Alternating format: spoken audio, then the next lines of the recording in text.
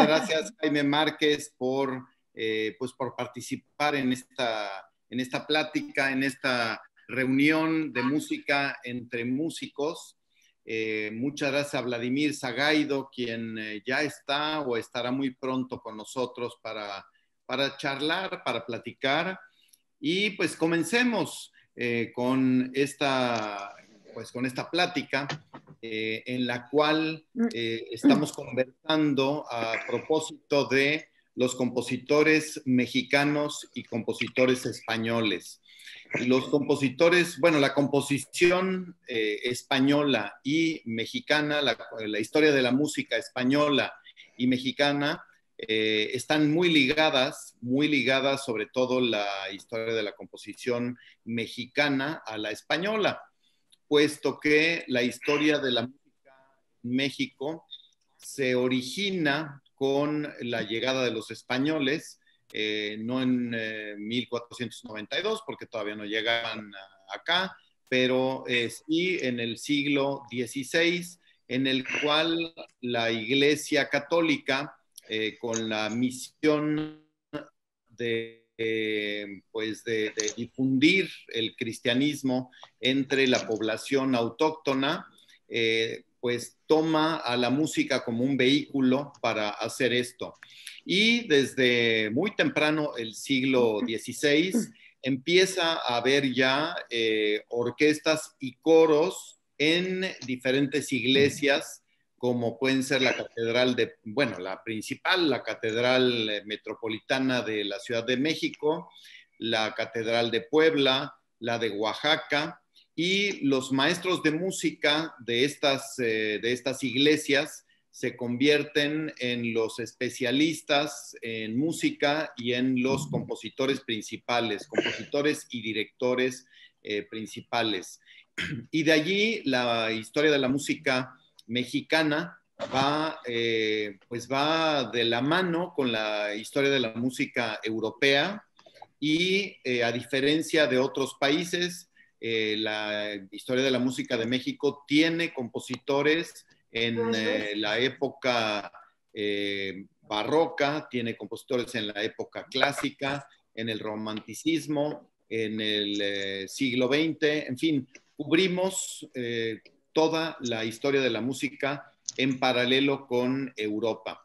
Esto es una cosa extraordinaria porque además de todo, pues la música antes del periodo barroco pasó mucho tiempo desarrollándose poco a poco, muy poco a poco. Y cuando inicia el gran desarrollo de la música académica, entra México en escena y aquí se desarrolla paralelamente a la historia de la música de Europa, de España, Francia, Alemania, Inglaterra, que son los principales, Italia desde luego, que son los principales países en donde se funda y se desarrolla la música del estilo que nosotros practicamos. Música había en todos los países, hay que decirlo, en diferentes estilos. En México antes de los españoles había música también, y pues en Europa, por ejemplo, en Grecia se manejaban, se producía música, había manejos de muchos modos, de allá vienen los modos, y no es nada más en los países que hemos mencionado, pero es ahí donde con mayor fuerza se funda la música de concierto, la música académica a la cual nos dedicamos nosotros. Pues bien, hay un punto importante de la conexión de la música europea y de la música española con la mexicana, y es la llegada a México de Rodolfo Halfter, después de la guerra civil en España, da un gran impulso a la música. No nos vamos a dedicar en esta sesión porque no terminaríamos en lo que resta del año y probablemente el que entra en toda la música mexicana. pero el maestro Márquez, Jaime Márquez, guitarrista, que tocó con nosotros recientemente el concierto de Aranjuez, que estudió en España y que pues conoce bien esto, que conoció a Rodolfo Halfter inclusive, nos habla de esta, pues de esta llegada de Halfter, de su influencia en los compositores y por otro lado de la música de Joaquín Rodrigo y de algunos otros compositores españoles. Joaquín Rodrigo, gran compositor de música para guitarra. Jaime Márquez, bienvenido, muchas gracias por estar con nosotros. Te dejo el micrófono.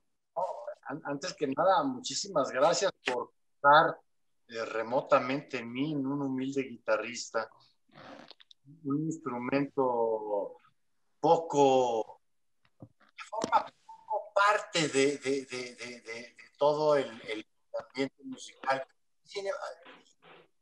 que forma parte ahora, pero en cierta época fue menos incluido. Pero bueno, a lo que voy, efectivamente yo tuve la fortuna de conocer mucho al maestro Rodolfo Halfter por cuestiones familiares. Yo soy hijo de exilados españoles, entonces me llevó muy naturalmente la relación con el maestro. Sí.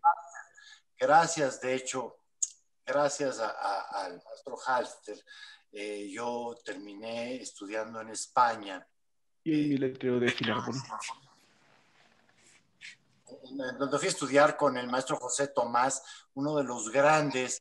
De hecho, ahora hay un grupo en Facebook muy curioso, que somos una secta que nos aborrecen y nos envidian. Se llama Yo fui alumno de José Tomás. Es una secta, ¿no? Pero bueno, al cual yo conocí gracias a la influencia de Rodolfo Halfter. Rodolfo Halfter, dije, antes que nada, yo no soy un académico, entonces no voy a hablar grandes profundidades. Lo que quiero hablar es de una experiencia básicamente personal. Estudio la guitarra desde muy niño, tal. Y entonces, y como todos los guitarristas, directa o indirectamente, somos guitarristas por la influencia de Andrés Segovia.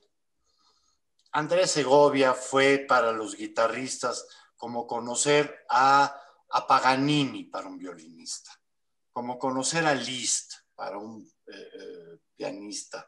O sea, el gran virtuoso.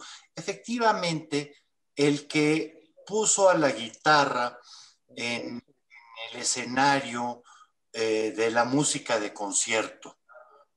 Después de casi un siglo, porque la guitarra formaba parte del entorno natural de la música de concierto, pero cae en un desuso en el siglo XIX, natural, y además naturalmente, porque claro, las audiencias empiezan a ser mayores, las orquestas empiezan a formarse, los instrumentos de teclado que tenían una potencia mayor, la guitarra tiene una potencia, como bien sabemos, muy limitada, la cual no quiero ahondar por el trauma natural que guardamos todos los guitarristas en que si nos vamos a oír o no nos vamos a oír. Eso es. Bueno, pero antes de eso, la guitarra se oía porque era la música de cámara. Después, ya más en el siglo XX, los conciertos para orquesta empiezan a ser adecuados para que la guitarra funcione. La guitarra se escuche, pues. No es que funcione, es que se escuche. Ahora ya nos amplificamos, nunca es lo mismo. Por mejor amplificación que exista, nunca va a ser lo mismo. En el caso de Joaquín Rodrigo, bueno, yo no creo que haya guitarristas que no tenga en la cabeza el concierto. El concierto de Aranjuez, el primer concierto para guitarra y orquesta En la época moderna, o sea, más cerca, se estrena en Barcelona, en 1940. A partir de ahí vienen los demás conciertos, Villalobos, Castelnuovo Tedesco, muy poco después. Pero bueno, es la parte en la que la guitarra se empieza a incorporar al grupo orquestal. El concierto de Aranjuez no fue dedicado al gran maestro Andrés Segovia, por lo cual se generó un tipo de animadversión entre Joaquín Rodrigo y Andrés ¿Y cómo? Segovia, porque todo lo que se escribía en esa época estaba dedicado a Andrés Segovia o no estaba dedicado a nadie, pues. ¿No? La figura imponente de Andrés Segovia era la que dominaba en esa época. Pero bueno, y de hecho, sí, viene lo de Andrés Segovia, pero el concierto de Aranjuez está dedicado a Regino Sáenz de la Maza, gran guitarrista. Todas las crónicas que existen sobre Regino Sáenz de la Maza es que era un guitarrista de una sensibilidad y de una profundidad y de una técnica asombrosa. Pero bueno, entonces el concierto de Aranjuez no se le dedica a Andrés Segovia, se le dedica a Regino Sáenz de la Maza. Claro, entre medias está la Guerra Civil Española. La Guerra Civil Española en la que Andrés Segovia se va a vivir a Uruguay y Regino Sáenz de la Maza, amigo de Rodrigo en esa época estaba en Madrid, en París, perdón, y el caso es que, y eran amigos, entonces el caso es que el concierto de Aranjuez se le dedica a Regino Sáenz de la Maza, que lo estrenó efectivamente en Barcelona en 1940 y con un éxito absoluto. La fijación de Joaquín Rodrigo siempre tenía él unas figuras muy fuertes atrás, que eran, desde luego, Albéniz, Granados y Turina. Turina más de su generación, Albéniz y Granados anteriores, pero Turina muy cerca, y al mismo tiempo Turina era una figura que tenía muy cercana, y que ya Turina era un compositor reconocido e importante. Bueno, y el caso es que le dedica el concierto de Aranjuez, y se dice que el concierto de Aranjuez no le hacía mella al sistema español que había ganado la guerra, al franquismo, pues se había dedicado a un palacio borbónico con unos jardines maravillosos y tal. Estaba basado en danzas cortesanas del siglo XVIII, si bien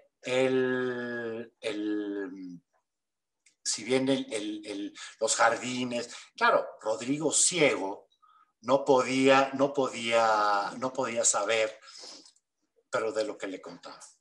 Rodrigo muy enternecedor, porque Rodrigo no nació ciego. Rodrigo decía que recordaba el color del sol, por ejemplo. O sea, él no nació ciego, algo pasó y se hizo ciego. Bueno, el caso es que Rodrigo hace el concierto de Aranjuez, lo estrena Regino Sáenz de la Maza, del que dicen que sufría de pánico escénico. Yo estudié con un alumno de... Todos todos los guitarristas en España habían estudiado con Segovia, con Regino Sáenz de la Maza, todos. Yo llegué a estudiar con José Tomás y estudié con otro gran maestro mío que fue José Luis González, que era alumno directo de Regino Sáenz de la Maza y me hablaba de la maravilla de guitarrista que era Regino Sáenz de la Maza. El hecho es que el concierto de Aranjuez se estrena con un éxito absoluto, brutal, pero quien lo hace, Regino Sáenz de la Maza lo toca un par de veces, y quien lo hace realmente famoso es Narciso Yepes, quien lo divulga por el mundo, porque tenía la capacidad, porque es un concierto bien difícil. O sea, se dice el concierto de Aranjuez, sí, bueno.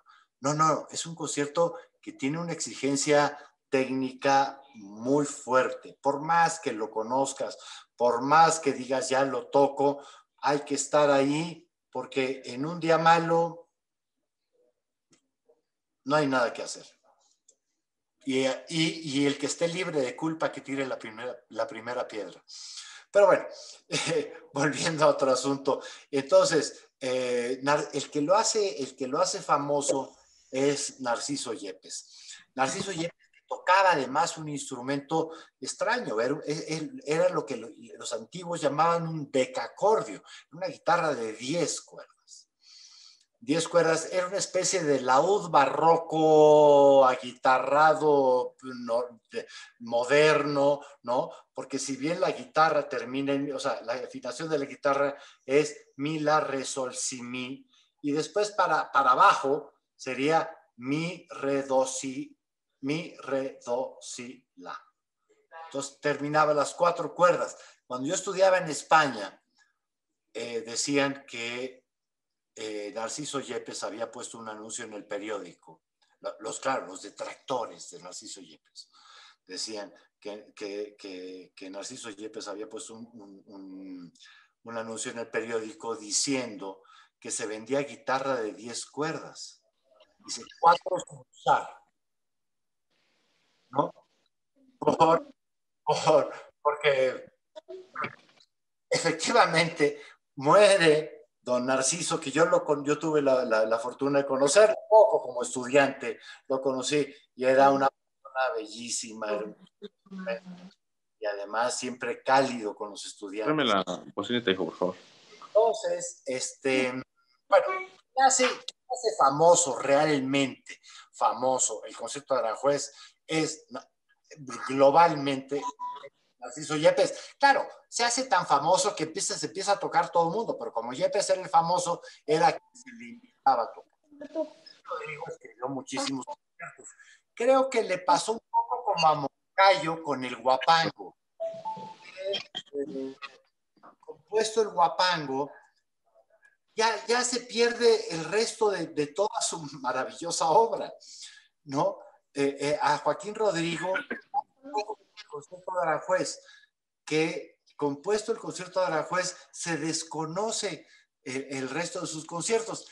También hay que reconocer que muchas de sus obras y muchos de sus conciertos, bueno, el concierto de Aranjuez lo transcribió el mismo Rodrigo para arpa, encomendado por Nicanor Zabaleta, celebérrimo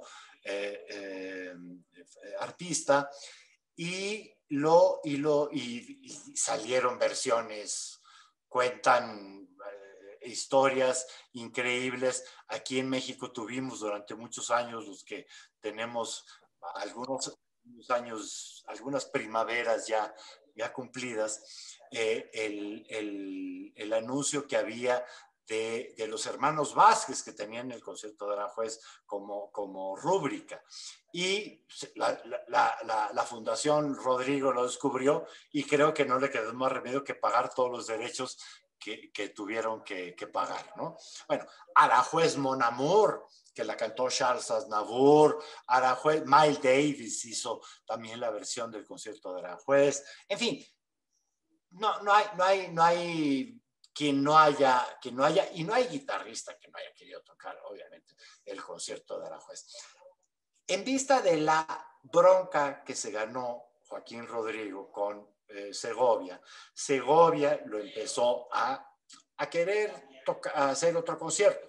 Y entonces él ya no quería, y además traía un éxito brutal con el concierto de Aranjuez, y dice, bueno, vamos a hacer otro concierto. Y se pone a estudiar la guitarra desde sus orígenes y da con un guitarrista del siglo XVII, famosísimo, llamado Gaspar Sanz.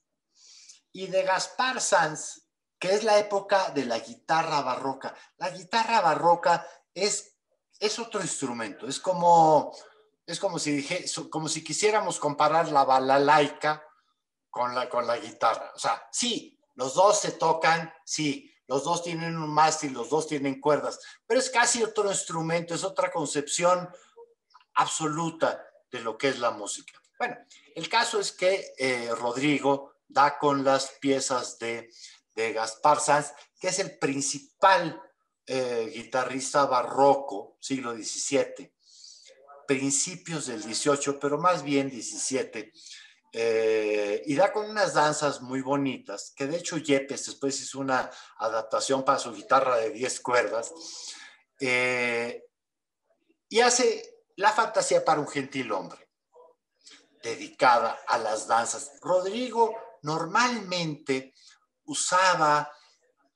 tomaba como punto de referencia danzas antiguas, tomaba el concierto madrigal para dos guitarras de orquesta, basado en un madrigal del siglo XV, ¿no? Basado eso. El concierto andaluz basado en música popular, o sea, él se basaba mucho, se tomaba su punto de referencia, eran las danzas antiguas, la música antigua.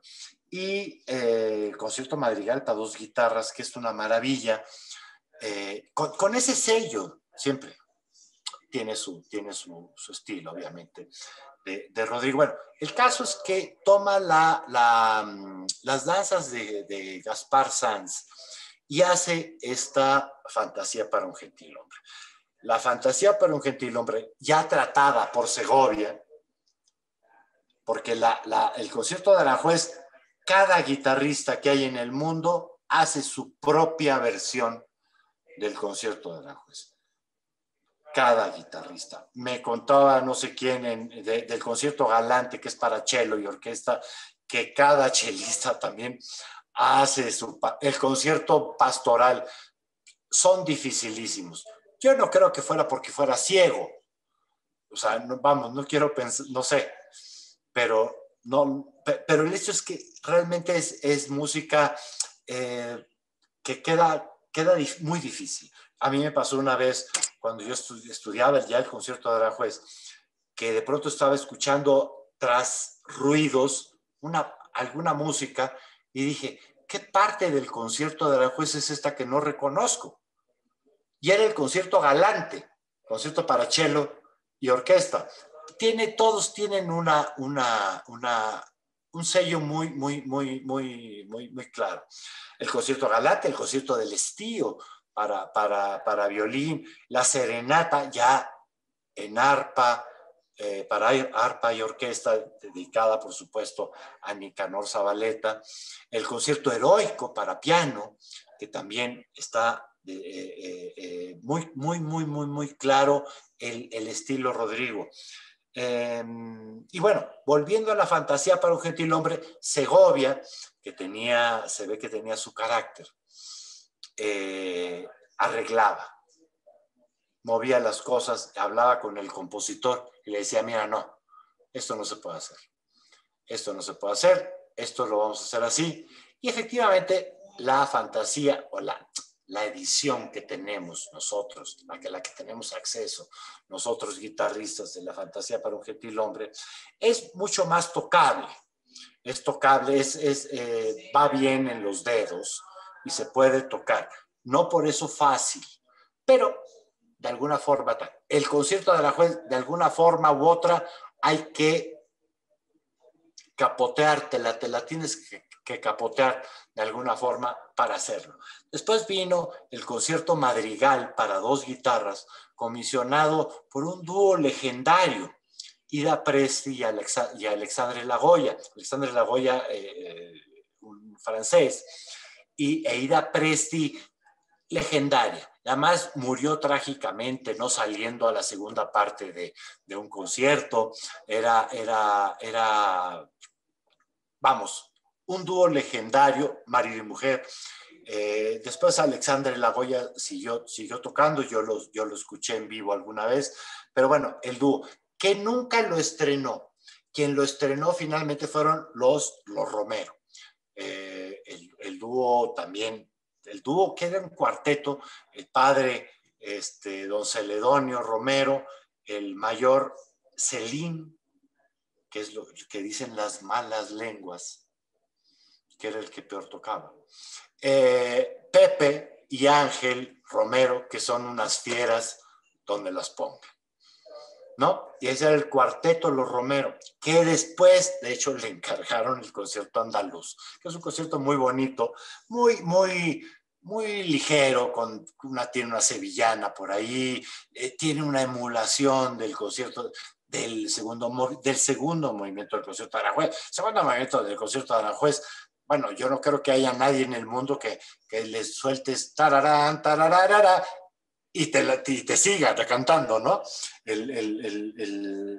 La melodía, ¿no? No creo que haya parte. Hombre, pero tiene partes el concierto madrigal muy bonito, que terminaron muy difícil en el sentido virtuosístico de la palabra, en el sentido de velocidades vertiginosas para poder tocar ese concierto. Concierto muy bonito, yo creo que posiblemente es el que más me gusta, y tiene un tercer concierto para guitarra sola, que es el concierto para una fiesta, un concierto comisionado en los años 80 por un par de magnates tejanos, cuyas hijas estaban en edad de ser presentadas en sociedad o algo parecido, y entonces les escribió, y el máximo de ellos era Joaquín Rodrigo, y el caso es que le comisionaron este concierto. Para guitarra sola, yo no creo que hay un par de piezas, pero pocas, pero yo no creo que haya nada fácil de tocar de Joaquín Rodrigo. En España, cuando yo estaba estudiando allá, le decían el hombre de la segunda menor. Las segundas menores en guitarra están muy lejos, a menos de que involucre alguna cuerda al aire, están muy lejos. Entonces, eso inutiliza el resto de los dedos. En fin, es muy difícil. Joaquín Rodrigo es muy difícil, y al mismo tiempo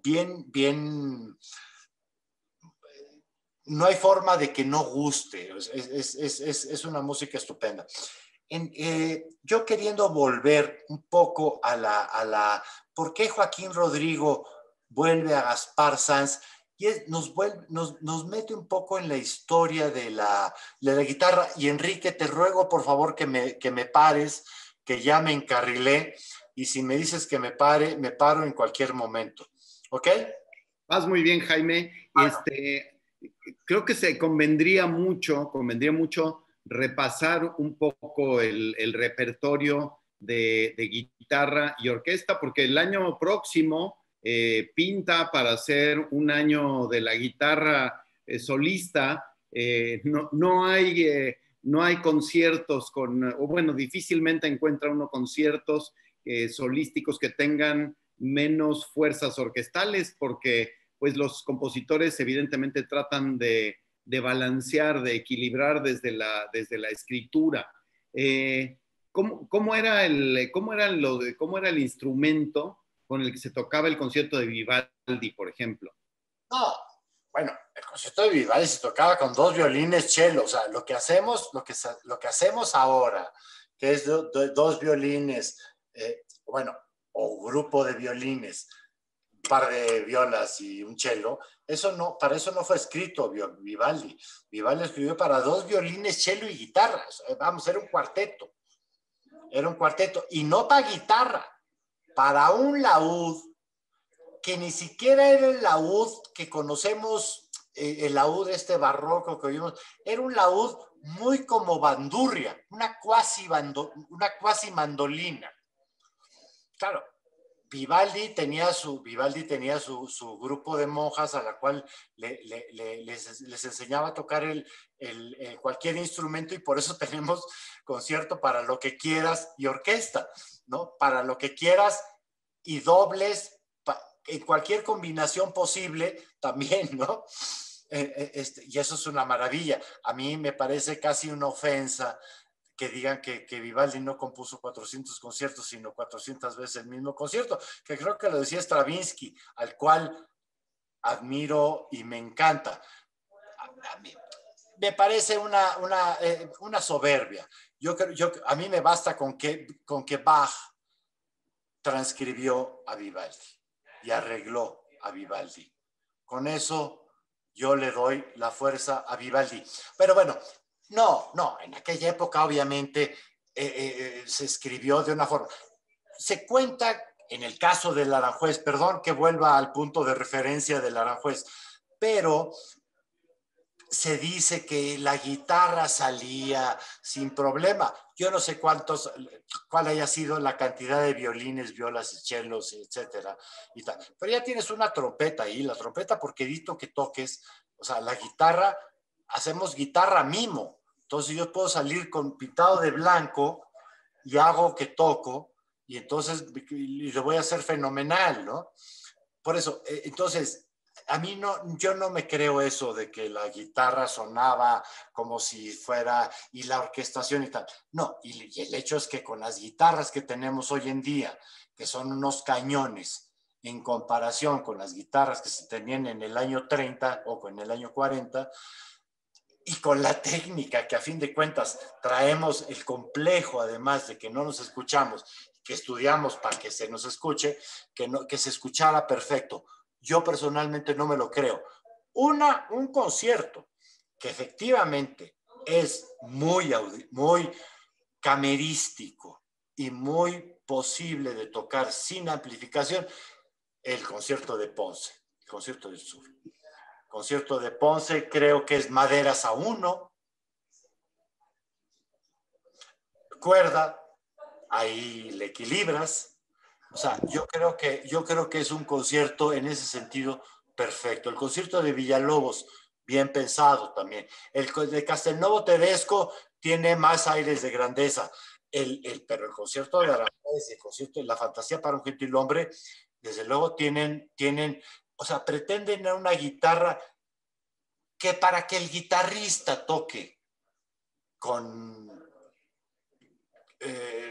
gusto, yo creo que sí es necesario amplificarlo. El problema es la amplificación que tienes. ¿Qué amplificación tienes? Si va a sonar bien lo que tú quieres, etcétera. Antes de esto, la guitarra en principios del 19, grandes guitarristas, bueno, yo personalmente los padres de la guitarra, Fernando Sori y Dionisio Aguado. En Italia, Mauro Giuliani, sí. Pero los grandes, Fernando Sor y Dionisio Aguado. De Giuliani se conservan un par de conciertos, de Sor se perdieron. Sor era un compositor famosísimo, escribió óperas, todas perdidas. Escribió óperas. Dionisio Aguado, amigos, se peleaban entre ellos porque uno tocaba con uñas y el otro sin uñas. Y entonces decían, bueno, uno decía, la guitarra se tiene que tocar sin uñas. Solamente si el otro las toca con uñas, vale. Y el otro decía, no, la guitarra se toca con uñas. Pero si la toca fulano de tal, el otro, entonces está bien que se toque sin uñas. En fin, todas estas historias de camaraderías entre instrumentistas. Bueno, de hecho es el momento en esa época, principios del siglo XIX, en que la guitarra ya tiene 6 cuerdas como la conocemos, con la afinación mi, la, re, sol, si, mi, que tenemos ahora. Porque antes la guitarra barroca tenía 5 cuerdas, 5 órdenes, cuerdas dobles. Y sí, la, re, sol, si, mi, pero con las cuerdas dobles, y el la no era un la abajo del re, sino era un la arriba del sol de la tercera. O sea, es otra estética, es otra concepción. La guitarra barroca, yo siempre digo que es como si fuera un instrumento distinto. O sea, es como comparar la guitarra clásica, como decía yo, con la balalaica. O sea, no tiene que ver. Los que sí se parecen, la vihuela del siglo XVI, principios, tiene una vida muy corta, principios del siglo XVI. Todos los vihuelistas de 1530, que son los que vinieron a América, además, son los que trajeron la música que hacían. Pues sí, vinieron los que hacían la música litúrgica y que estuvieron Hernando Franco y Juan Gutiérrez de Padilla, que vinieron y sí, eran maestros de capilla y que hacían toda la música coral evangelizada, la música utilitaria en el sentido litúrgico, en el sentido ¿no? de la palabra. No, pero los que traían tocaban la vihuela. La vihuela, que no es el antecesor de la guitarra, es un primo hermano de la guitarra, sí, pero no es el antecesor de la guitarra. La guitarra renacentista tenía 4 cuerdas dobles, 4 órdenes, y se tocaba para acompañar. No se conserva ninguna sola, en toda la historia.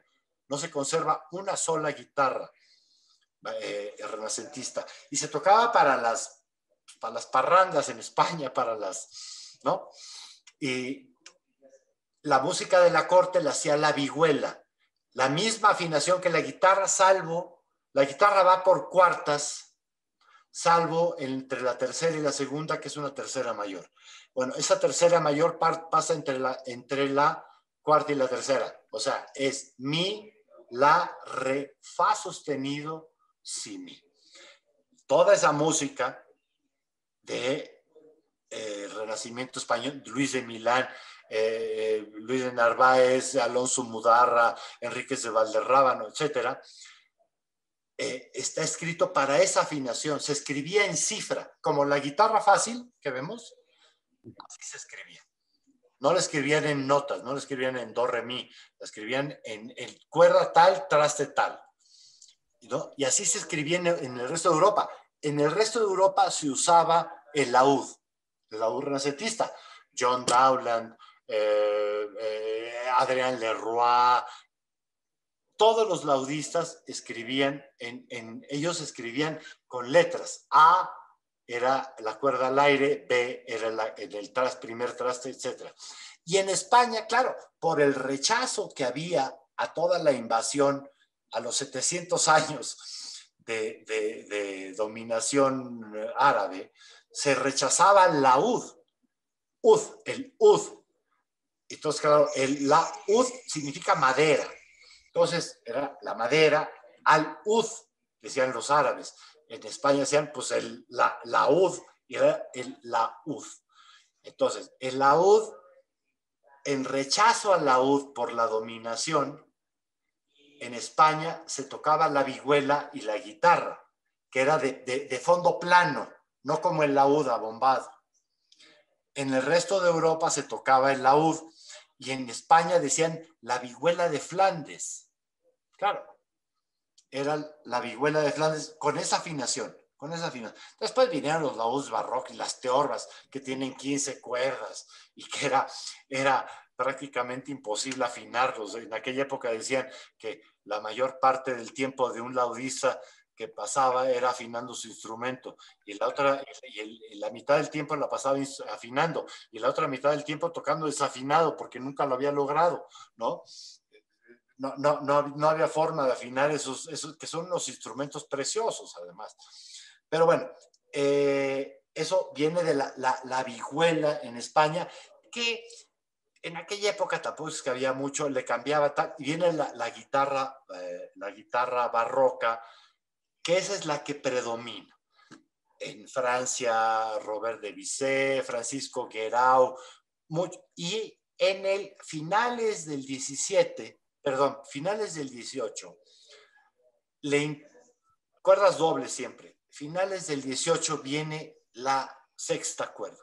Entonces le agregan una cuarta, a mí me parece lógicamente natural, una cuarta cuerda, una sexta cuerda, una cuarta abajo de donde estaba la quinta. Entonces de la, pues nos vamos a mi. Y ahí viene ya la guitarra que conocemos de los grandes que decía yo antes, Fernando Sor y Dionisio Aguado. Una guitarra que también tiene una forma muy parecida a lo que sería ahora aquí en México una jarana jarocha, pues por decirlo, muy esbelta, más acinturada que la jarana, pero más caderona y espaldona, acinturada, pero estrecha, que es la que tocaban Fernando Sor, Giuliani, Paganini, que Paganini escribió montones de Paganini. Se cuenta, nosotros los guitarristas lo contamos con orgullo, que Paganini en una época dejó el violín, porque en realidad su instrumento era la guitarra, ¿no? Bueno, escribió efectivamente sonatas para guitarra y tal, y sonatas de guitarra y violín, y cuartetos y un terceto, y en fin. Y esa es la guitarra que con el tiempo va evolucionando en el siglo XIX, como decía, pierde importancia por la potencia de las audiencias y los instrumentos de teclado que tienen naturalmente se escuchan más, ¿no? Y es a finales del 19 que viene don Antonio de Torres, que es el que modifica la guitarra, que le da las dimensiones que conocemos hoy en día, que le da la distancia entre puente y puente, de hueso a hueso, pues, que es el que establece esos estándares para hacer las guitarras. Y ese es el fundamento. Hace la tapa más delgada, pero con lo cual le tiene que poner unos refuerzos abajo del puente, que le llaman abanico los constructores.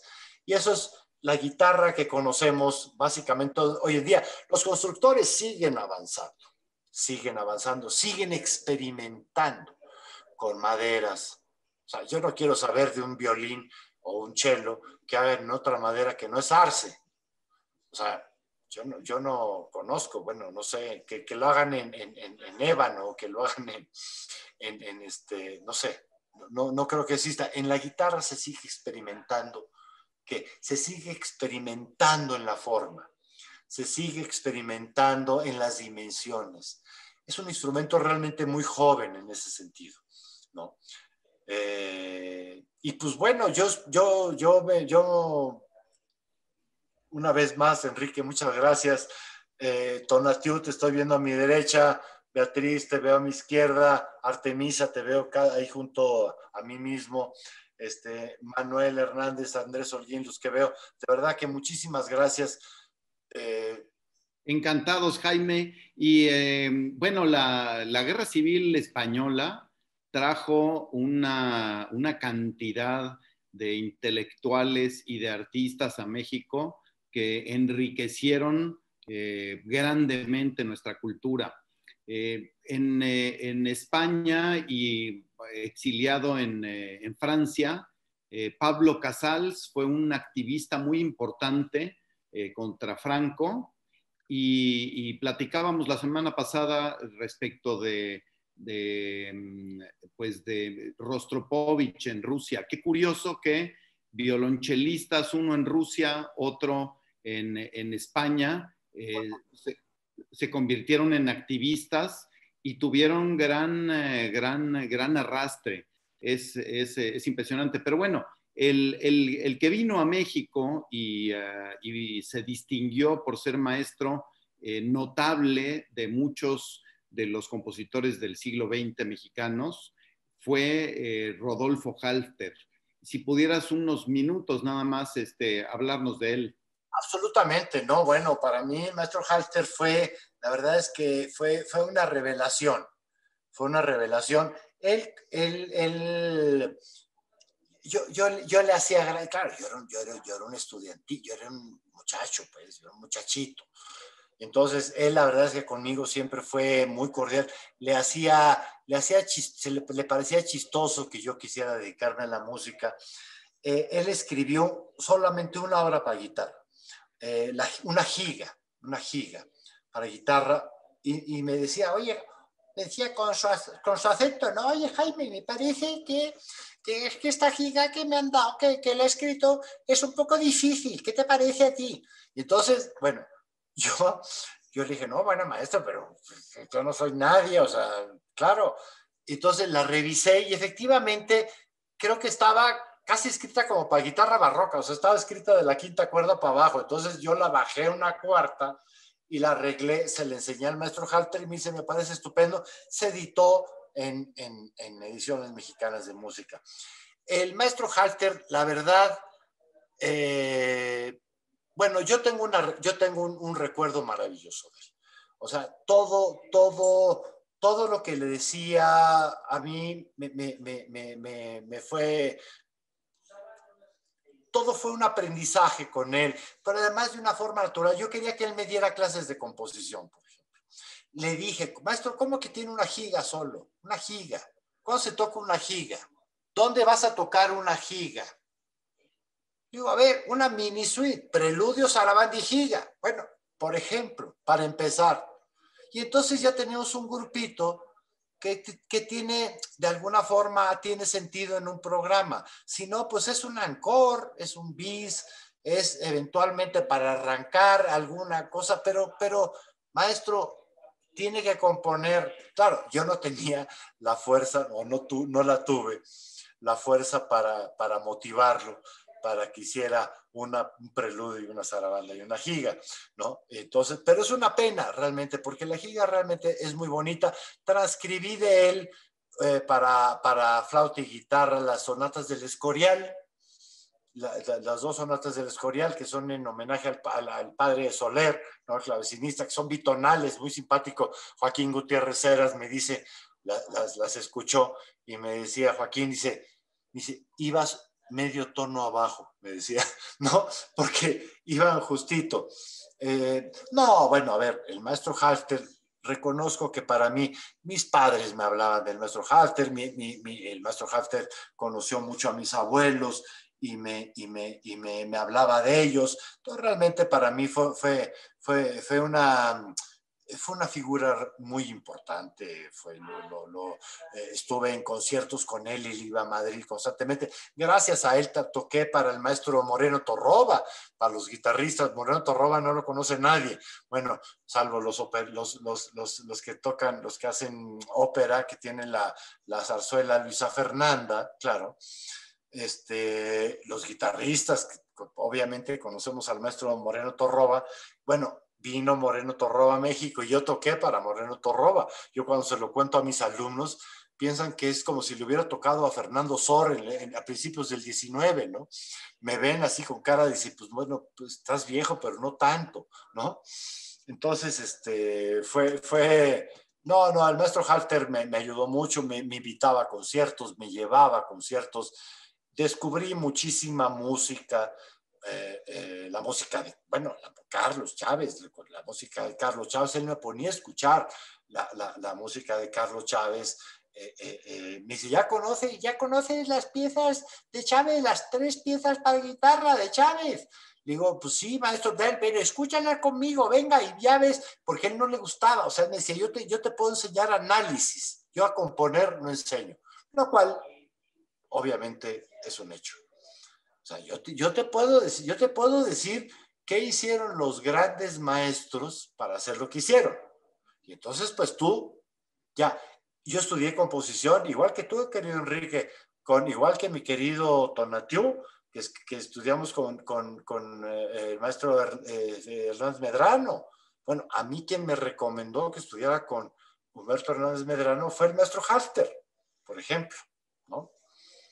Entonces, sí, no, el maestro Halter para mí fue realmente una figura importantísima, además abierto, o sea, de Don Lindo de Almería o de La Madrugada del Panadero a lo que terminó escribiendo, era un Halter, era 2 caras de la moneda, no se quedó y no lo quiero decir con ningún tipo de nada. O sea, Joaquín Rodrigo se quedó en Joaquín Rodrigo. Halfter era un Halfter y fue otro Halfter, lo cual está padre, terminar evolucionando de un compositor a otro totalmente distinto, ¿no? Él se distinguió por traer a México y enseñar a los compositores jóvenes de esa época el serialismo. Así que a quienes no les gusta el serialismo, pues ya saben a quién achacárselo.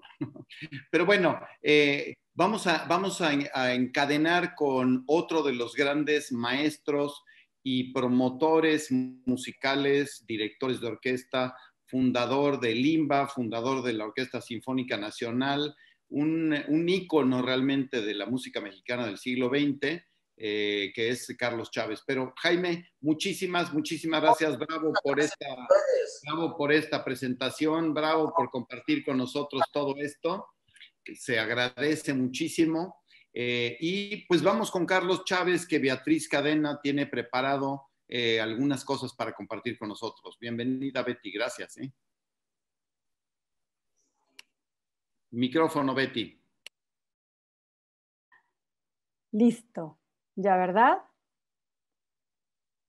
Bueno, pues muchas gracias, maestro, gracias, Jaime.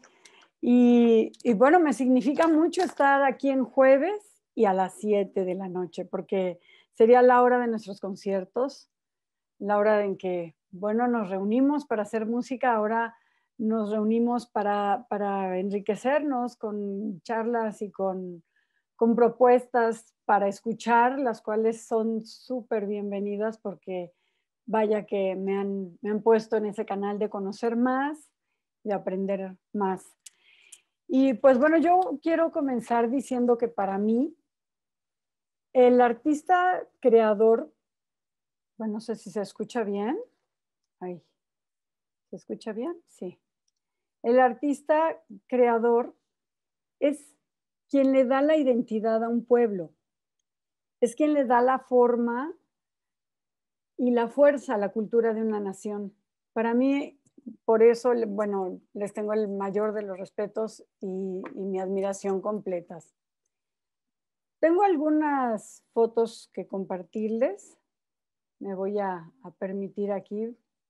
Aguántenme en lo que les busco para poder enseñar algo de lo que les preparé.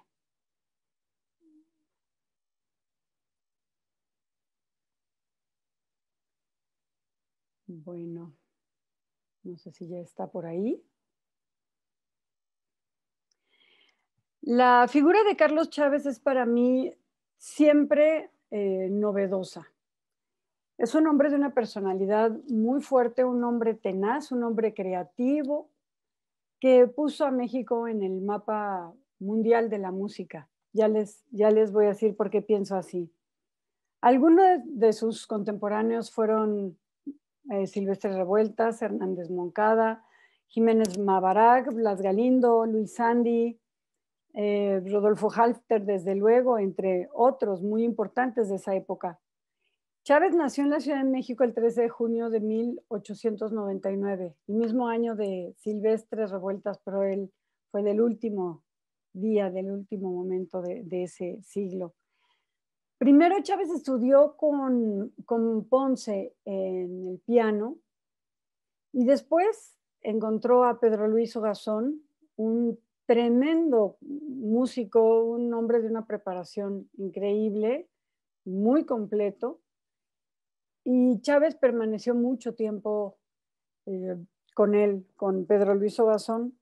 Después se forma de manera autodidacta, lo cual me parece muy interesante en la composición. Y lo hace a base del análisis de los grandes, de los titanes de la música. Analiza obras de Bach, de Mozart, de Beethoven, desde luego, de Schubert, de Debussy, y así es como él forma su conocimiento de la composición a través de esos análisis.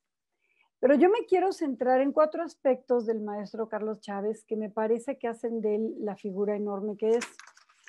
Como compositor, él crea un lenguaje universal, un lenguaje del siglo XX, alejándose de los arquetipos del siglo anterior.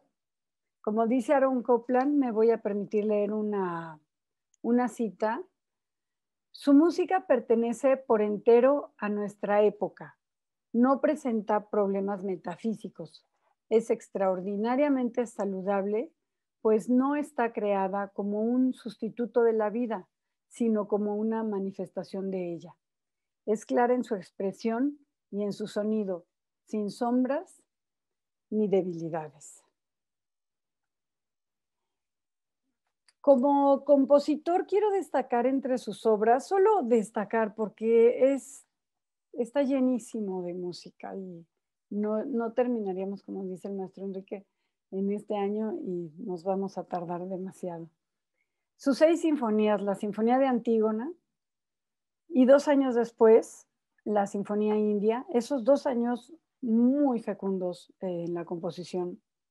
La Sinfonía India, Cage escribió sobre ella, es la tierra donde todos caminamos. La Sinfonía 3, que es con la que gana el premio Caro Boesi en Venezuela, una sinfonía que de una complejidad, a mí me parece que de las 6 es la más compleja. La Sinfonía 4, que es maravillosa, la Sinfonía Romántica. Luego la Sinfonía 5 para cuerdas, de la cual me gustaría hablar un poquito más adelante, y la Sinfonía número 6. También tiene 5 ballets, El Fuego Nuevo, Los 4 Soles, La hija de Cólquide.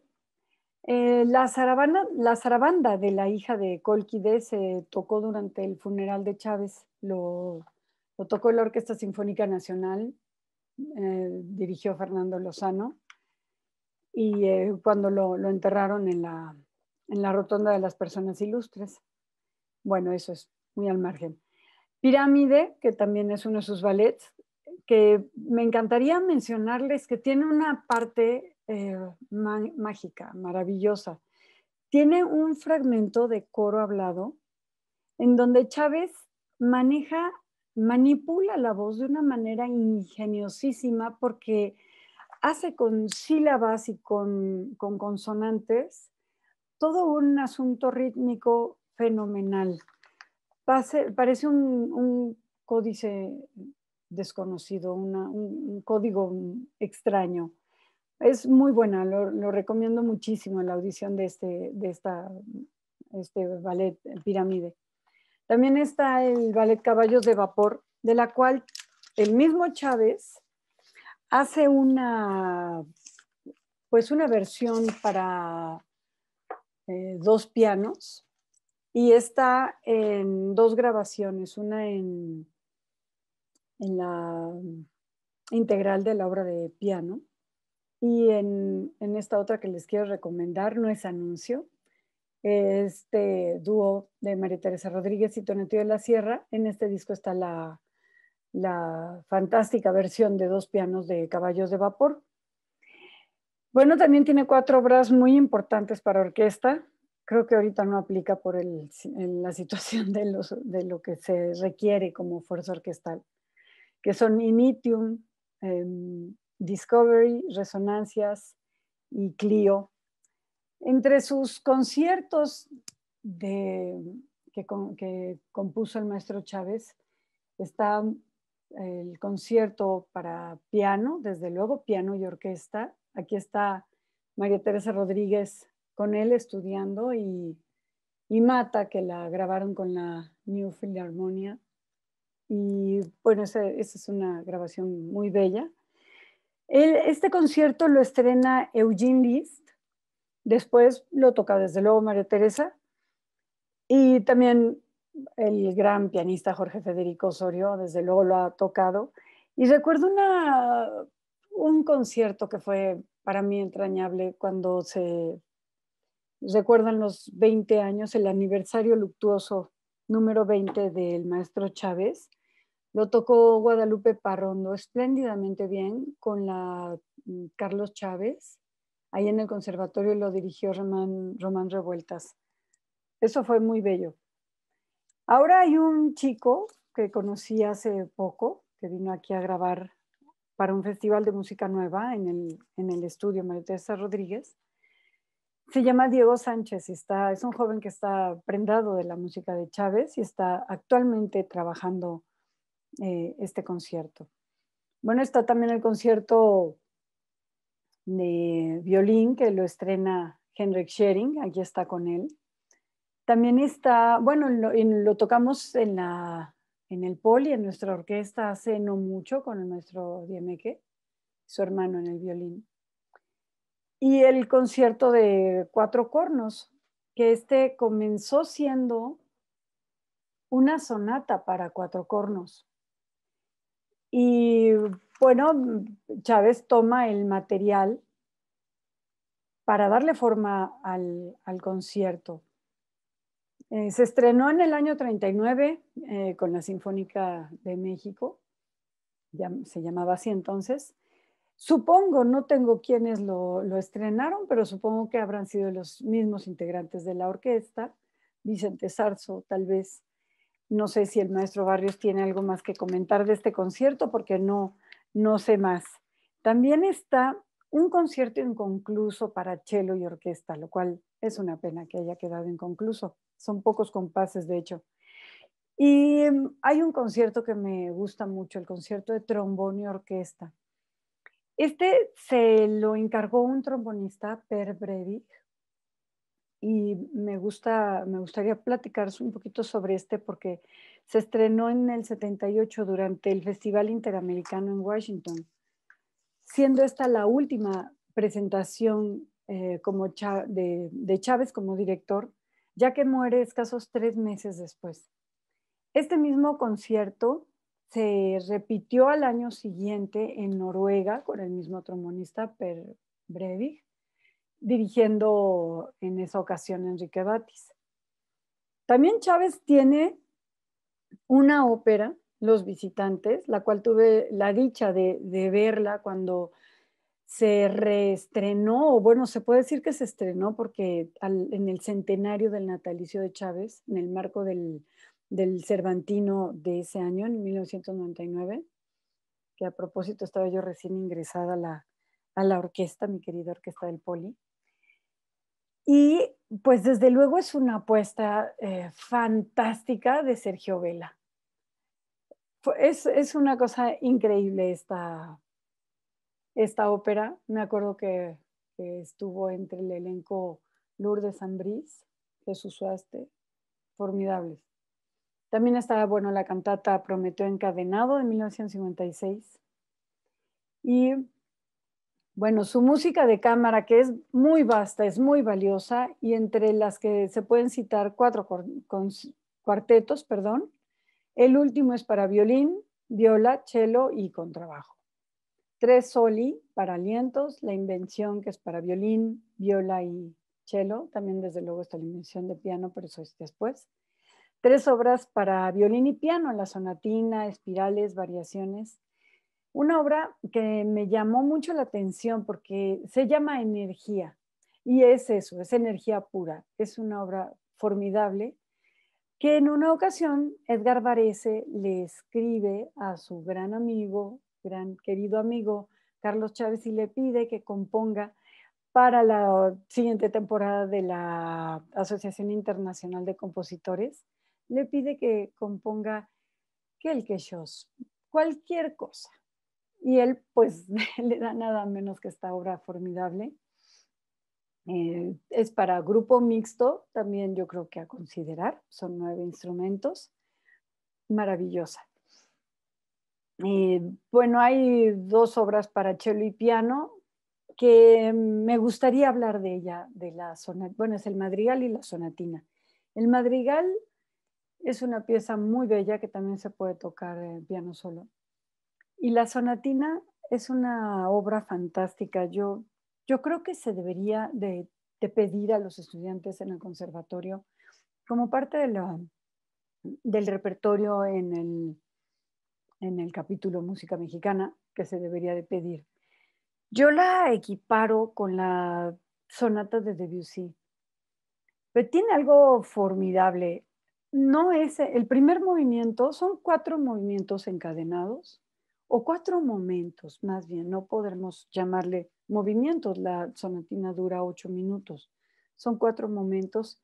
En el primero, que es también contundente, muy, muy sólido, no se escucha que haya sido para piano y cello, para cello y piano, es para algo que forma esa unión, es para un sonido especial, muy recia, muy decidida, se expone y en un momento dado, que sí necesito que mi pianista que Tonatiuh así secretamente me marque y se arranca con una parte que es un caos.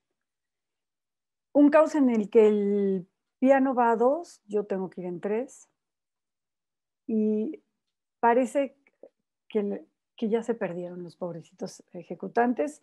El, el público sí se queda así con carita de what, ¿no? Porque dicen, ya, ¿qué pasó? ¿Iban tan bien? ¿No? Ya se perdieron. No, es un caos completamente controlado, en donde sabemos cada tanto está coincidiendo la nota que nos hace saber que vamos muy bien. Y de repente entra, así como entró a ese caos, sale de él fácil a un mezzoforte expresivo, totalmente llevadero y placentero. Y ahí pronto después termina esa segunda parte caótica y en un silencio de pronto para el piano y el cello, el cello pone la sordina y se arranca con el tercer momento de esta sonatina, que es totalmente hipnótico, es etéreo, es una música como hipnótica, es como mejor la puedo escribir.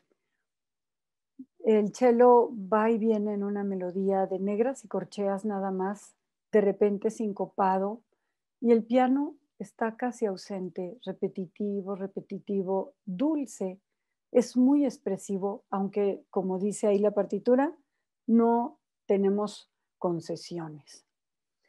Y enlaza a la parte final como es tal cual el principio. Y pues termina. Es una obra fantástica para el repertorio de los que tenemos la dicha de hacer música de cámara, cello y piano, la recomiendo ampliamente. Bueno, Chávez también tiene, para seguir aquí en el compendio de su música, alrededor de, en la música vocal, de 25 piezas para obras para voz sola y unas 15 para música de cámara. Escoge textos muy apropiadamente de la poética de Ramón López Velarde, de su gran amigo Carlos Pellicer y de Federico García Lorca, entre muchos otros.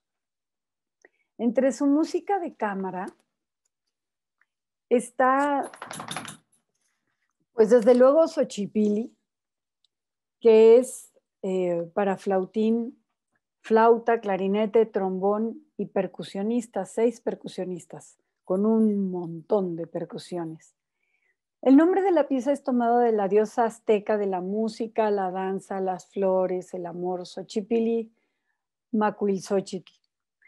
Al no tener Chávez pues ritmos o melodías genuinas aztecas para citar en la música, intenta proyectar la estética de aquella música, usando también escalas pentatónicas cuya existencia sí se sabe que se ha comprobado a través de las flautas aztecas que han llegado hasta nosotros. Esta pieza ya es de su madurez y le brinda la experiencia para escribir para un grupo considerable de percusionistas, pues, y entonces pues ya de eso podemos pensar que no es casualidad que haya usado el mismo grupo de 6 percusionistas para la tocata y para tambuco. La tocata fue escrita por encargo de John Cage para su grupo de percusionistas de Chicago. Y el tambuco fue escrita 25 años después de la tocata, o sea, en 1965, para ser estrenada por Los Ángeles Percussion Ensemble. Chávez inventó la palabra tambuco como una imitación de los sonidos percutidos. Hay también una gran cantidad de música para piano grabada de forma integral por la gran pianista María Teresa Rodríguez. Y bueno, ya que hemos hablado aquí mucho, bueno, he escuchado y han hablado mucho sobre las obras que tenemos que abordar por motivos de estos tiempos pandémicos y locos que estamos viviendo y que, pues por la fuerza orquestal no podemos juntarnos todos y no podemos hacer lo que estamos acostumbrados, pues es también una gran oportunidad para abrir las otras oportunidades, ¿no? Digo, las otras músicas que tenemos que abordar. Y yo quisiera proponer aquí al maestro Barrios la Quinta Sinfonía de Chávez. Es enteramente para cuerdas. Seguramente muchos de mis compañeros de la sección de la familia de cuerdas, pues la han tocado. Yo he tenido la oportunidad de tocarla solamente en 2 veces y ha sido una maravilla. Me encanta la Quinta Sinfonía. La hice hace, pues en el 96, me parece, con la Chávez, allá con mi compañera Karina y todos mis compañeros antiguos de la Chávez que estamos en el Poli.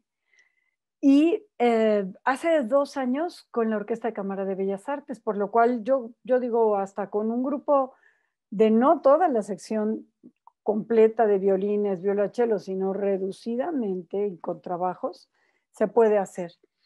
Esta obra se escribió por encargo de la Fundación Kusevitsky y se estrenó en el 53 dirigida por Carlos Chávez.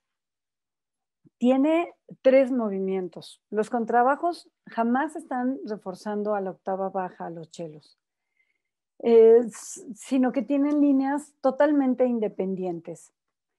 En el primer movimiento tiene un momento espectacular para los contrabajos a manera de responsorio con el resto de la cuerda. Es un momento muy bello, como que me quiso recordar a los recitativos del cuarto movimiento de la novena de Beethoven. En el segundo movimiento, hacia el final, tiene un discurso elocuente muy bello de aproximadamente 4 minutos de armónicos.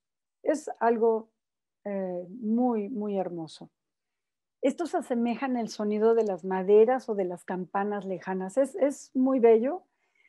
El tercer movimiento está lleno de energía y ferocidad y llega al final, como lo describe Copland, aquí voy a leer algo, el simple tumulto de notas arrojado al oyente es casi aplastante. Es un gran reto que seguramente abordaremos muy bien en la orquesta.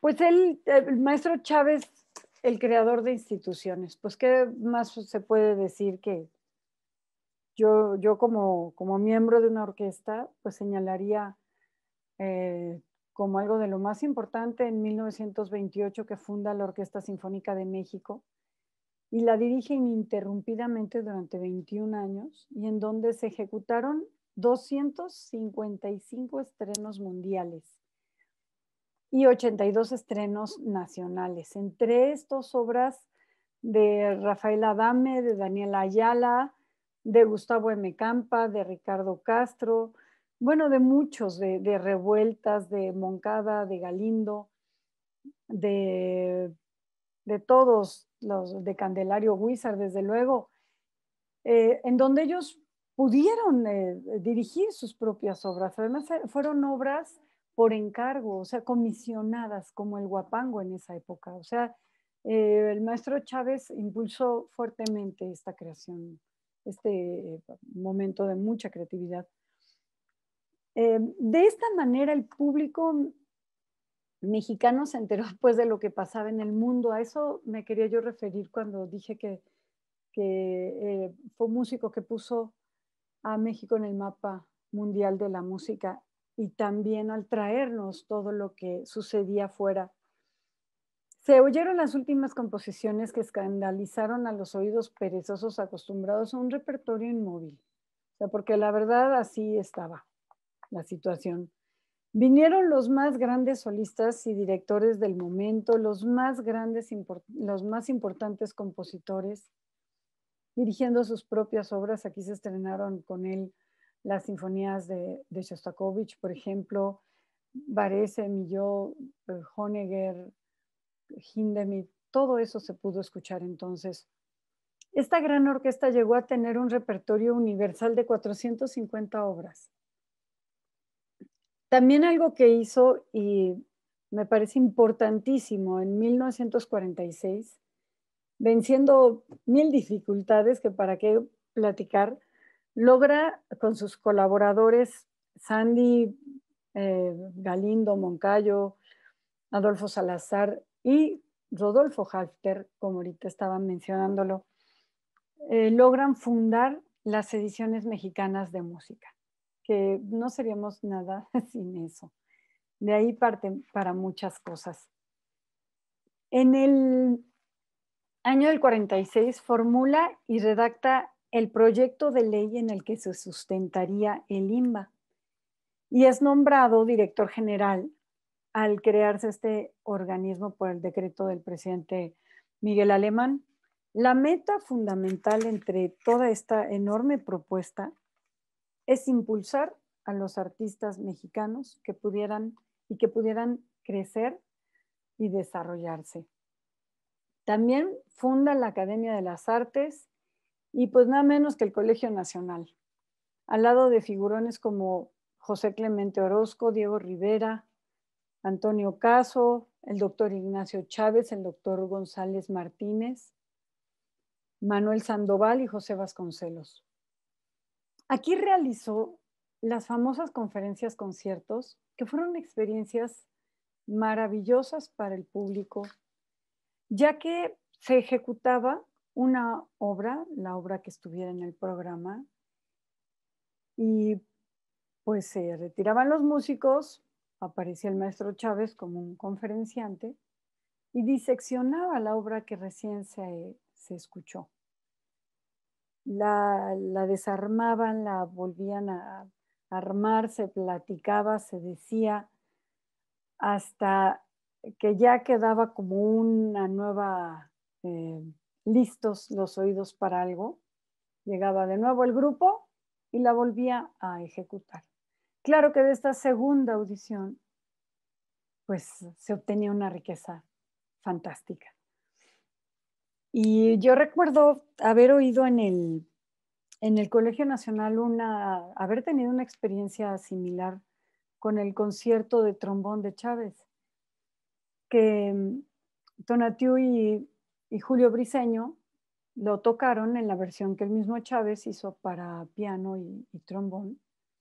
Y el maestro Clemente Sanabria hizo un trabajo parecido a lo que hizo Chávez entonces con esa conferencia concierto. Claro que al volverle a escuchar, pues, bueno, cae todo en su lugar, ¿no? Entre estas conferencias conciertos se hablaba sobre Stravinsky, los corales de Bach, los cuartetos de Milhaud, cromatismo y tonalidad, dodecafonismo. Vaya, hacía más o menos 3 conferencias al año. Era una gran experiencia. También inaugura en 48 el conservatorio, bueno, el nuevo plantel del conservatorio. Y aquí les quiero contar algo que me es muy personal y muy hermoso. Chávez tenía el gusto por reunir a algunos de los músicos de la propia orquesta, algunos eran invitados también, a formar parte de este grupo de música tradicional o música folclórica mexicana, y ensayaban y tocaban por todos lados. Esta foto es de un ensayo para presentarse en el Museo de Arte Moderno en Nueva York, en la celebración o con motivo de una exposición sobre arte mexicano en el año 1940. Y este galante caballero que está por aquí, este es mi bisabuelo. y tocaba la vihuela. En la Orquesta Sinfónica de México él era violinista. Tenía desde luego un gran amor por la música de Chávez y lo admiraba muchísimo, trabajaba con él y había aprendido mucho de él. Sin embargo, su hijo, o sea, mi abuelo, odiaba a Chávez. O sea, era imposible que soportara algo, porque era de esos oídos perezosos, negados a aceptar la nueva música. En cambio, bueno, ya para otra generación, mi padre me dice, no, hay que oír a Chávez, hay que oírlo, es una música muy inteligente y muy demandante, es una música fantástica. Y entonces pues yo ya retomo tal vez el hilo o esa vena de cariño por la música de Chávez, tal como lo tenía mi abuelo, el de la vihuela. Y bueno, acá está esta foto en caricatura que alguna vez se le enseñé a Enrique Barrios, en donde está aquí mi bisabuelito orejón, el hombre de la vihuela. Y bueno, al ser nombrado director del IMBA, Chávez pone fin a la Sinfónica de México porque así evita el colapso económico que se cernía siempre sobre esta magnífica orquesta, que no tenía recursos, que andaban de verdad con mucho problema de dinero. Entonces lamentan el presupuesto del IMBA. Y eso me parece una jugada maestra porque le cambia el nombre, le pone Orquesta Sinfónica Nacional, larga vida la orquesta, y pues la salva de esta segura ruina. Y también, bueno, ahí venían músicos de la Orquesta del Conservatorio, pero básicamente es el mismo plantel o sea, la plantilla de músicos de Sinfónica de México a Sinfónica Nacional, dirigida ahora por José Pablo Moncayo. También funda pues, la Academia de la Danza, la Ópera de Bellas Artes, la Orquesta de Cámara de Bellas Artes, en fin, todo lo que tenemos, mucho de lo que tenemos. Y como director de orquesta anduvo por todo el mundo. O sea, dirigió Chicago, Berlín, Pittsburgh, Nueva York, Múnich, Stuttgart, París, Viena, Tel Aviv, Bogotá. Bueno, y son innumerables los reconocimientos y premios que le entregan en vida a Chávez. Él, en el cuarto aspecto del cual me parece de lo más importante de él es lo que deja para la historia, aparte, la escuela que deja para la historia. Él crea y dirige en 1960 el taller de composición en el Conservatorio Nacional de Música, al que acuden Eduardo Mata, Héctor Quintanar, Jorge Dager, Jesús Villaseñor, Humberto Hernández Medrano y Mario Lavista, y el asistente es nada menos que Julián Orbón. Aquí bueno, María Teresa Rodríguez era la pianista del taller, quien se encargaba de tocar las obras recién compuestas, calientitas, así como las iban poniendo y como iban saliendo y en manuscrito, obviamente, a tocarlas. Y como ella me platicaba, mi hija, me daban 15 minutos para estudiar una obra que duraba 30 y me daban 5 o 6. Y bueno, pues habría que presentarlas y enseñarles a los muchachos, como decía María Teresa, estos grandes compositores, pues aquí estaba sonando su música recién hecha. Aquí está la segunda generación del taller de composición, en donde ya Chávez le da la estafeta a Héctor Quintanar, que está por acá, y de esta forma, pues sí, bueno, aquí está José Luis González, Rafael Arias, Francisco Núñez, Jesús González y Fernando Guadarrama, quienes forman esa segunda generación del taller. Y después, o paralelamente, el maestro Humberto Hernández Medrano también forma el taller de estudios polifónicos, en donde bueno, y por mencionar a los compositores egresados de ambos talleres, de cualquiera de estas dos grandes ramas que se dan después del taller de composición, pues están Arturo Márquez, está Max Lifshitz, Tonatiuh de la Sierra, Ana Lara, Enrique Barrios, Samuel Siman, Jaime Márquez y Sergio Vela, y hay por ahí otros más. El paso de Chávez por la vida musical de México significó abrir nuevas perspectivas en nuestro horizonte, en todos aspectos. En el laboral, con la creación de instituciones que hoy protegen y albergan el arte y al artista, y en el musical, al provocar la llegada de música nueva a nuestro país. Necesitaría mucho tiempo para leerles y creo que ya me excedí de tiempo, pero quiero terminar, con esto termino, leyendo dos testimonios entre los muchos que he leído, tan importantes y todos, pero me quedo con dos. Este que dice, Chávez ha triunfado como compositor por su integridad y padecido también por ello. Nunca buscó estar a la moda, antes bien mantuvo consistentemente la rigurosa personalidad de su propia voz. Ha sido devoto a su arte con la misma lealtad con la que ha distinguido siempre a sus amistades. Es, bueno, el gran Leonard Bernstein. Y esta otra que es muy bella.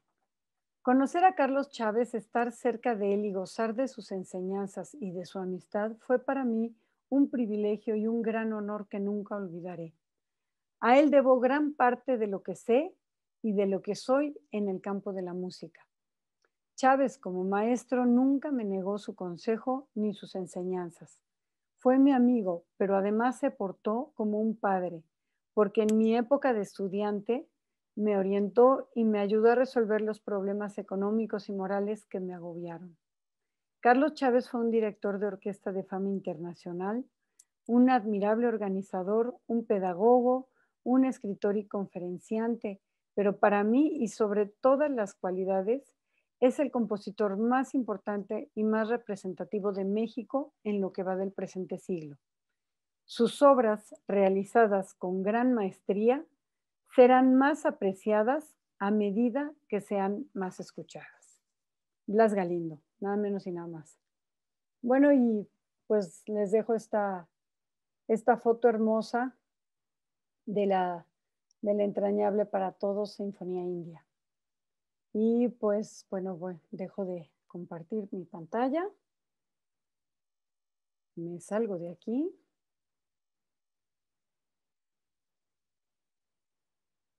Y pues, veo que aquí hay gente queriendo entrar. Bueno, eso es todo, maestro. Bravo, Beatriz, muy buena presentación. Bravo, bravo. Ay, se muchas agradece gracias. todo esto que has compartido con nosotros, se agradece todo el trabajo y el cariño que le has puesto a esta presentación que nos has regalado. Y pues qué maravilla el que hayas mencionado, bueno, tomo tus sugerencias de programación, la Quinta Sinfonía de Chávez, desde luego, Xochipilli, la tocata, Tambuco, todo esto deberá de estar en el repertorio, al lado de pues del otro gran compositor mexicano nacido también en 1899, que fue Silvestre Revueltas, y que debemos de incluir en nuestro repertorio la versión de cámara de Sensemayá, la versión original de Sensemayá. Probablemente también recuperar la música de la película Redes, que originalmente tiene una orquestación pequeña, como muchas de las obras para cine, por cuestiones presupuestales, evidentemente. En este tiempo serán por razones pandémicas. Y también 8 por radio, también el homenaje a García Lorca, regresando a la Guerra Civil Española, y pues decir que Chávez sin la ayuda de María Teresa Rodríguez en el taller de composición, Sí. probablemente no hubiera tenido el éxito. Así que pues rindámosle un homenaje a esta gran pianista mexicana. Además era muy joven cuando hacía esas proezas de leer a primera vista las obras recién escritas por estos jóvenes compositores. Felicidades, Tonatiuh, que estás aquí. Qué bueno tenerte en esta plática y poder... Al contrario, hombre, me parece qué gran oportunidad, es un honor para mí. Yo quisiera rápidamente nada más comentar que Carlos Chávez, este coloso maravilloso que además debe de equipararse y es absolutamente de la altura de los grandes compositores del siglo XX como Shostakovich, Milhaud, Stravinsky, Bartók, Copland, en fin, que se debe de valorizar de esa manera y tocarse su música más de lo que se toca. Pero yo tuve el gran privilegio de conocerlo, fue un amigo de la familia, y quiero enfatizar que era un ser humano extraordinario, que fue una persona de una lealtad, de un cariño inmenso. Tuvimos la gran fortuna porque, bueno, no solo mi madre fue la pianista oficial, él fue mi tutor, él me dijo, ve, estudia con Halfter, estudia con Hernández Medrano, estudia con Héctor Quintanar, y mi padre fue su médico de cabecera, y Chávez, que murió de un cáncer, cuando ya estaba muy mal, ya a punto de caer en coma, estaba mi padre junto de él, y Chávez le dijo, estoy muy preocupado porque, bueno, yo cuando me muera ya nadie se va a acordar de mí. Y mi papá le dijo, sí, maestro, le va a pasar a usted lo mismo que a Beethoven, a Brahms, a Bach o a Mozart. Nadie se va a acordar de usted. Era una persona extraordinaria. Les digo, yo tuve un privilegio enorme. Nosotros nos juntábamos casi cada 8 días a escuchar música con él y luego cenábamos en casa. Y en una ocasión me acuerdo yo estudiando con Rodolfo Halfter, estaba analizando sonatas de Beethoven y mi papá me compró una versión de las sonatas de Beethoven con Wilhelm Kempff. Y yo siempre le ponía cosas a Chávez que acababa de comprar, ¿no? Y entonces le dije, mire, maestro, acabo de comprar estas sonatas con Kempff. ¿Qué le parece? ¿Usted ha oído hablar de Kempff? Me dijo, sí, claro. Le digo, quisiera saber qué tanto se apega a la partitura. Él siempre estaba muy preocupado de que la música, los intérpretes se apegaran a lo que el compositor había escrito. Y le dije, dice, bueno, pues ponte una sonata, tráete la partitura y nos sentamos. Se sentó junto a mí, yo aquí con Carlos Chávez a mi derecha, con la partitura de una sonata de Beethoven, la escuchamos con Kempff tocando, y me dijo, no, es maravilloso, es absolutamente una interpretación perfecta. Y bueno, podría contar 1000 anécdotas, pero lo que me quiero realzar es la grandeza como ser humano y, por supuesto, pues este coloso como compositor y creador de instituciones, pues es algo que tenemos que conocer cada vez más los mexicanos, porque necesitamos gente así. Es para mí un honor estar con ustedes y bueno, pues muchas gracias por dejarme compartir. Muchísimas gracias por el testimonio, Tonatiuh. Recuerdo, creo que era el año 2006, que quería yo programar el concierto de piano de Chávez, el cual es dificilísimo, es un tour de force tanto para el solista como para la orquesta. Es uno de esos conciertos que uno como director tiene que empezar a ensayar desde el primer ensayo de la orquesta. Ya ven que muchas orquestas empiezan con las obras de la segunda parte, con la obertura, y ya los últimos 3 días mete uno el concierto de este solista. Bueno, este concierto de Chávez hay que empezarlo a estudiar desde el primer ensayo, porque es complicadísimo, es una especie de sinfonía concertante. Pero bueno, recuerdo haber llamado a María Teresa y decirle, maestra, quiero poner el concierto de Chávez y pues sería un honor que usted lo tocara. Y ya tenía, no sé, si cerca de 80 años o qué edad tendría. 85, maestro. 85 en esa ocasión, ve nomás. Me dijo, dame unos días. Entonces me llamó 2 o 3 días después y dijo, sí le entro. Y tocó el concierto de Chávez como campeona, con una fuerza, con una habilidad técnica realmente sorprendente. Pero bueno, 85 años, qué cosa tremenda. Increíble, sí, increíble. Maravillosa. Pues ella lo estudió con él. ¿no? Claro. El concierto, entonces imagínate. Yo creo que el concierto para piano de Carlos Chávez es una muy buena obra para que quien no está tan convencido de la calidad de las obras de Chávez, esta es una obra que puede hipnotizar, es una obra fantástica. Pues bueno, con este tan buen sabor de boca, vamos a concluir con esta sesión de plática. Compositores mexicanos, bueno, pues tenemos, pero pues un grupo de todos los tiempos, un acervo de compositoras y compositores interminable que pues nosotros como intérpretes nos toca explorar su música y darla a conocer a nuestros públicos. Así que pues a eso nos debemos, porque la historia de la música de cualquier país principalmente es la historia de las compositoras y compositores. Eso es importante de día. Gracias. Gracias. Chao, gracias a todos. Gracias a ti, Beatriz. Felicidades, maestra Betty. Felicidades. Muchas gracias. Un gusto verlos. Cuídense mucho. Gracias.